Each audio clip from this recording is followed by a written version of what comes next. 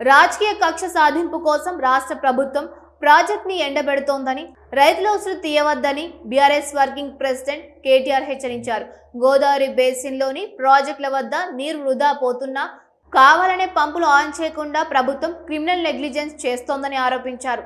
Karimnagar LMD వద్ద మాజీ మంత్రి గంగుల కమలాకర్ పార్టీ ఎమ్మెల్యేలు, ఎమ్మెల్సీలతో కలిసి ఆయన క్షేత్రస్థాయిలో పరిస్థితిని పరిశీలించారు. అనంతరం మీడియాతో మాట్లాడుతూ ప్రభుత్వం తీరుపై మండిపడ్డారు. మేడిగడ్డ బ్యారేజ్తో సంబంధం లేకుండానే కన్నెపల్లి, అన్నారం, సుందిల్లా పంపులను ఆన్ చేసే అవకాశాలున్నాయని అన్నారు. 93 మీటర్ల నీటి మట్టం దాటితే మోటార్లు నడపవచ్చునని, ప్రస్తుతం 97 మీటర్ల ప్రవాహం ఉన్న ప్రభుత్వం మొండిగా వ్యవహరిస్తోందని అన్నారు.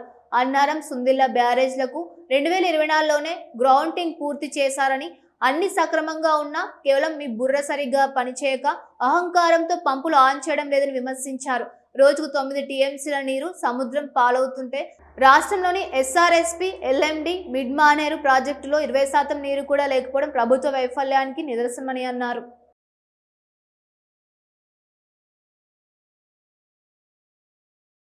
పంటలు కాపాడతారా రైతులే లేదా? మీకు చిత్తశుద్ధి ఉందా లేదా? సింపుల్, ఆడ నీళ్లు పోతున్నాయి, లిఫ్ట్ చేయొచ్చని అందరు చెప్తాను. ఇస్తావా ఇవ్వగా చెప్పు. నీకు రైతుల పట్ల నీ కమిట్మెంట్ ఏందో రాష్ట్రానికి ఆల్రెడీ తెలిసిపోయింది. 6 సార్లు రైతు బంద్ వేయాలి రేవంత్ రెడ్డి ఇప్పటికి వచ్చినాక. 4 సార్లు ఎగ్గొట్టిండు. మొదటిసారి అప్పుడు కేసీఆర్ గారు కూడబెట్టి పెడితే దాన్ని ఆపిండు.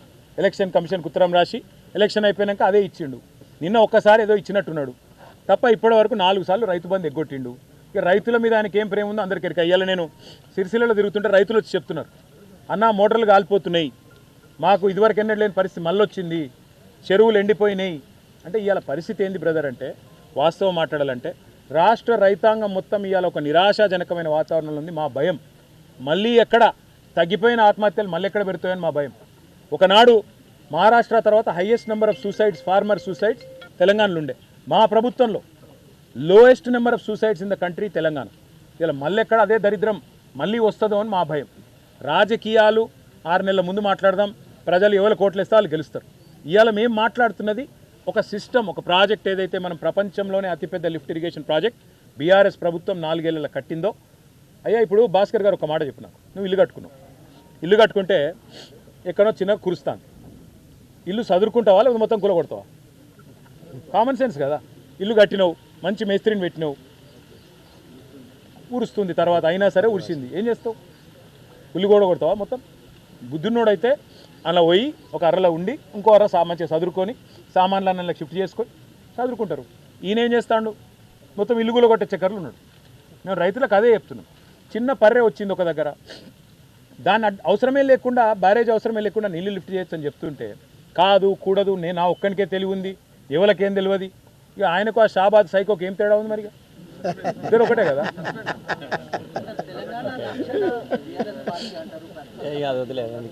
ఇక నేనేమంటున్నా అంటే ఆల్టర్నేట్ ఏముంది?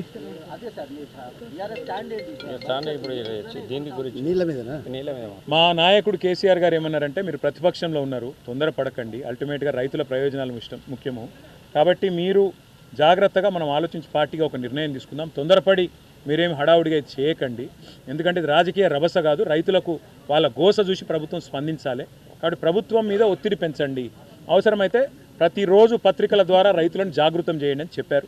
ఆ పనిలో మేమున్నాం. తదుపరి ఒకవేళ ప్రభుత్వం ఇట్లే మూర్ఖంగా వ్యవహారం చేస్తే మా నాయకుడు కేసీఆర్ గారి సమక్షంలో ఒక సీనియర్ నాయకులు అందరం మీటింగ్ పెట్టుకొని వారి నిర్ణయానుసారం ఎట్లా ముద్దునిద్రలో ఉంది, లేచే పరిస్థితి లేదు.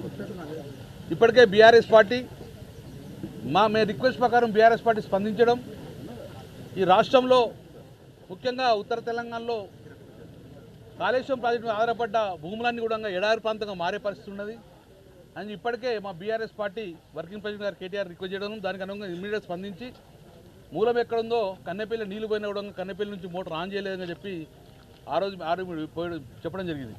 కాబట్టి ఉన్న పరిస్థితిలో ఎల్ఎండి అడుగంటకపోయింది. ఇప్పుడున్న పరిస్థితిలో కేవలం 5.5 టీఎంస్ మాత్రమే ఉన్నది. గత 15-20 రోజుల నుంచి కూడా తాగునీటికి ఇబ్బంది అవుతుంది కరీంనగర్ నగరంలో. ఇప్పటికే బూస్టర్ల ద్వారా చేయడం జరిగింది. ఇది ఇంకొక 15 రోజుల తర్వాత ఈ యొక్క ఎవాపరేషన్ లాస్ వలన కనీసము తాగునీరు కూడా ఇబ్బంది అవుతుంది. కాబట్టి ఇమ్మీడియట్గా మా ఆహ్వానం మేరకు కేటీఆర్ గారిని వల్ల ఎల్ఎండి పరిశీలించడం జరిగింది.